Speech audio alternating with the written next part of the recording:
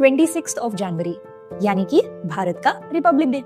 Republic, Bharat Republic है, यानी कि भारत का सबसे बड़ा, सबसे ऊंचा ऑफिस, प्रेसिडेंट का ऑफिस इलेक्टेड है।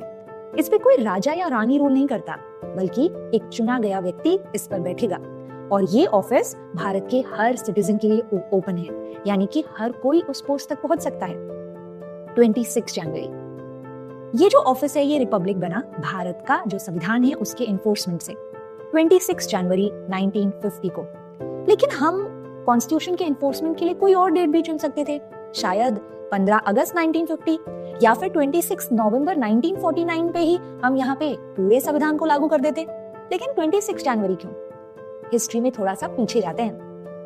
बात है 1929 की, जब यहाँ पे कांग्रेस ने ये सोच लिया था, हमारे भारत के लीडर्स ने ये सोच लिया था कि अब हम फाइनली कंप्लीट इंडिपेंडेंस यानी कि पूर्ण स्वराज की मांग करेंगे, और उसका रेजोल्यूशन पास हुआ 1929 के कांग्रेस के लाहौर सेशन में। इसका मतलब ये था कि अब हम डोमिनियन स्टेटस नहीं बल्कि कंप्लीट इंडिपेंडेंस चाहते हैं, सोवरेन देश बनाना चाहते हैं। सिर्फ हमने ये रेजोल्यूशन ही पास नहीं किया था, बल्कि हमने तो ब्रिटिशर्स को अल्टीमेटम भी दे दिया था 26 जनवरी 1930 का, कि उस दिन हम हमारा आजादी का दिन सेलिब्रेट करेंगे, तो उससे पहले तुम सब भारत छोड़ के चले जाओ।